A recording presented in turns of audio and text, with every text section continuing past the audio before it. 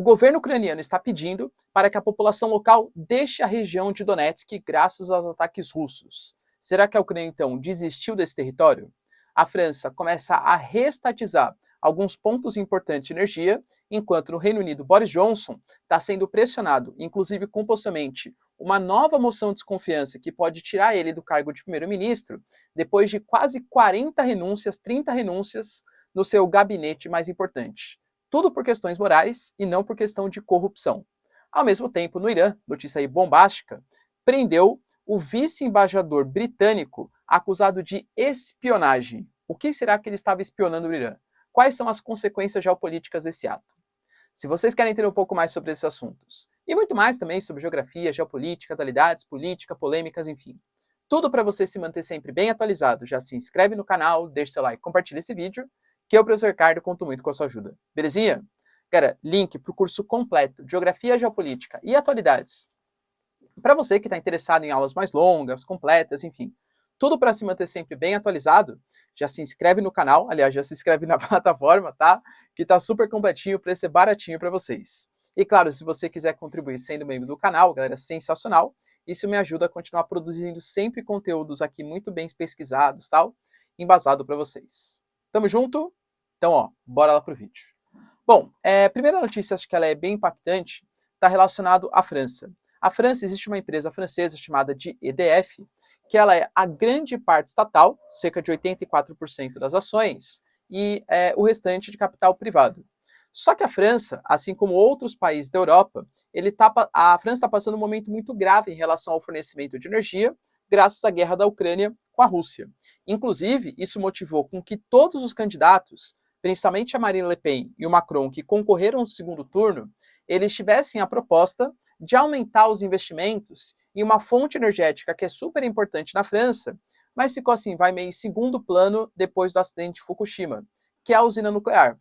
Galera, convenhamos, a usina nuclear ela é altamente produtiva, a França tem muito know-how, né, sabe muito como que se produz energia nuclear e tem alta capacidade de enriquecimento de urânio. Então é uma fonte altamente produtiva, relativamente barata, custo-benefício muito alto, e que a França pode ter uma autossuficiência muito maior e depender menos dos russos. Pois é, o Macron anunciou que vai aumentar essa parte da energia na França. A Marine Le Pen também falava, né? Só que essa empresa EDF, que é parte estatal, ela vinha sofrendo com algumas coisinhas, falta de manutenção, deslocamento de energia e tal, e a França resolveu, por um custo quase estimado em 10 bilhões de euros, em reestatizar, recomprar as ações do setor privado e tornar ela completamente estatal, alegando que é um setor altamente estratégico e que talvez uma iniciativa privada participando das decisões, enfim, poderia atrapalhar o planejamento energético do país. E aí, pensando que o Brasil, por exemplo, está no caminho contrário, né? A gente acabou de privatizar a Eletrobras. O que você acha? Precisa ter o Estado cooptando, dominando esse setor altamente estratégico que é a energia, ou a iniciativa privada consegue fazer isso com um órgão regulamentador? Ou seja, o Brasil cria um órgão que regule ali, né? Mas que capta o interesse da iniciativa privada para manter a energia do país. O que você acha mais estratégico? Deixa aí nos comentários. Outro ponto importante está relacionado ao Reino Unido. O Boris Johnson, a gente não pode esquecer que durante a pandemia ele falava, né, fica em casa, tudo tal, e foi capturado, foi divulgado imagem dele participando de festas, aniversário, tal, enfim, uma baita hipocrisia, e isso já gerou uma moção de desconfiança contra ele. Foi vencida, ele conseguiu vencer, ele não foi tirado do cargo de primeiro-ministro, mas agora, um dos seus assessores ali mais próximos, ministros mais próximos, Pincher, né, que fala, ele foi acusado de casos de assédio contra homens, tá bom? E também existem suspeitas também contra mulheres, enfim, independente, né, de com quem é o assédio, isso obviamente não pode acontecer. E, segundo denúncias, o Boris Johnson já sabia desse comportamento e não fez nada contra isso. Está sendo renúncia atrás de renúncia dos seguidores ali, né, do gabinete mais próximo do Boris Johnson. E é claro que isso desestabiliza. O Boris Johnson está pedindo, pelo amor de Deus, não façam isso, vamos ficar juntos. A gente está no momento de enfrentar, usa a guerra da Ucrânia como pretexto, né?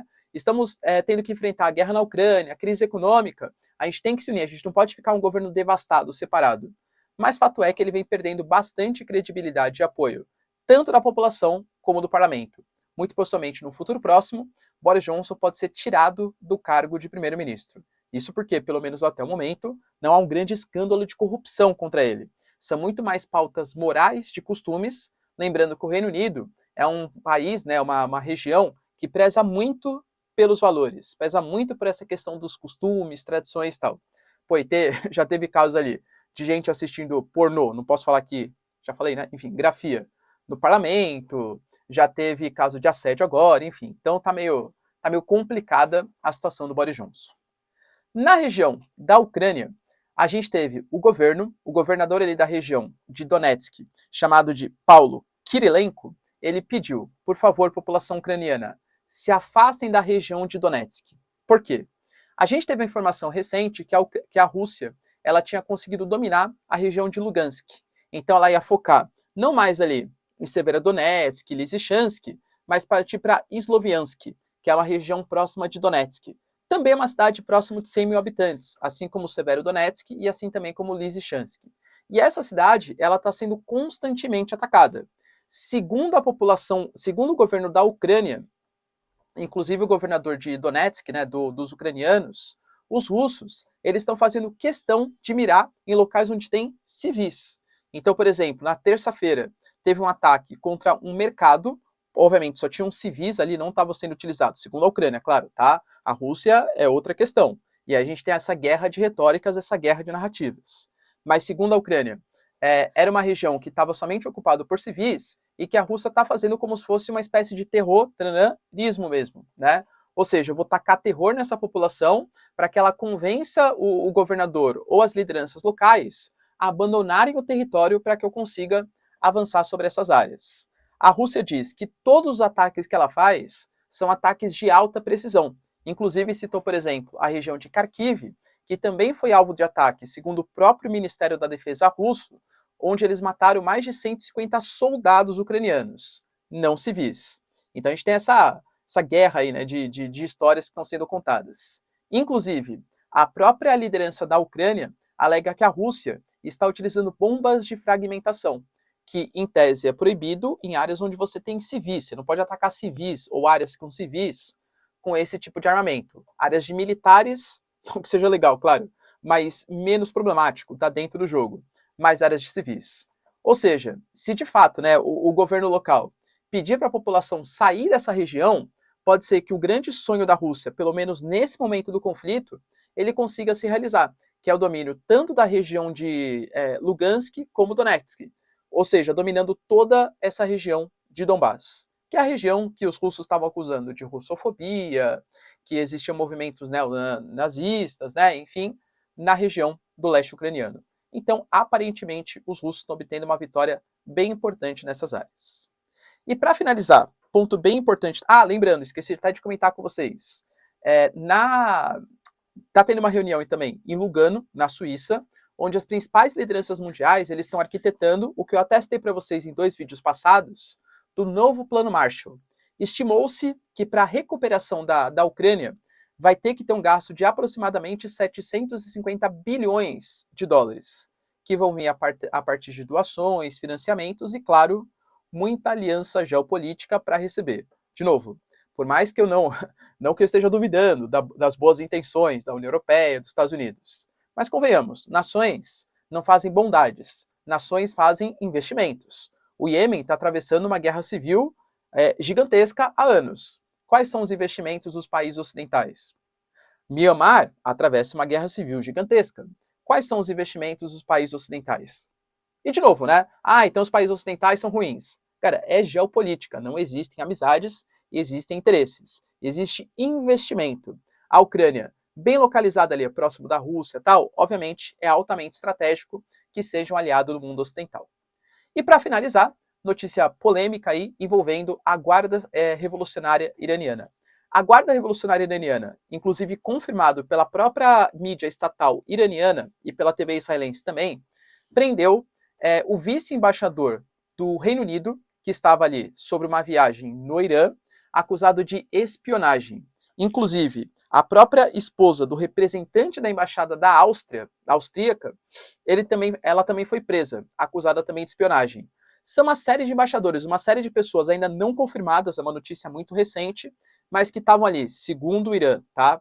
Vistoriando uma área onde estavam acontecendo os treinamentos com mísseis próximos da área de enriquecimento de urânio que existe no Irã e que fizeram, inclusive, captação de solo para identificação um pouco da geografia do Irã. Ou seja, era espionagem. Segundo o Irã, aparentemente, as principais lideranças pediram desculpa e foram libertadas pelo Irã. Não há confirmação efetiva sobre esse fato, mas a gente não pode esquecer que, inclusive, havia membros, segundo o Irã, de pessoas do Reino Unido que tinham ligações com a Universidade Britânica, que tem relações com o Estado de Israel, ou seja, também tem Israel envolvido nesse conflito.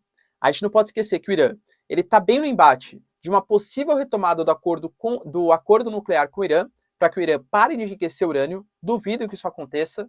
O próprio Estados Unidos falou que as reuniões que aconteceram em Doha, no Catar, elas não serviram para nada. O Irã não está mais disposto a voltar para o acordo como estava lá em 2015, né, depois que o Trump saiu do acordo. E o Irã cada vez mais se aproxima do eixo China e Rússia. Lembrando que eles marcaram essa semana exercícios militares navais. Irã, Rússia e China. E também lembrando que a Síria está sendo um palco de disputas também. Israel apoiado pelos Estados Unidos atacando a Síria e a Rússia prometendo defender a Síria. Agora o Irã supostamente sendo alvo de espionagem israelense e britânica do mundo ocidental, e o Irã sendo um parceiro cada vez maior da China e da Rússia. Ou seja, é mais uma guerra por procuração. O que você pensa que vai acontecer nesses assuntos, hein? Deixa aí nos comentários. Quero saber sua opinião. No mais, galera, se vocês curtiram o vídeo, tamo junto, beijos, abraços e tchau, tchau.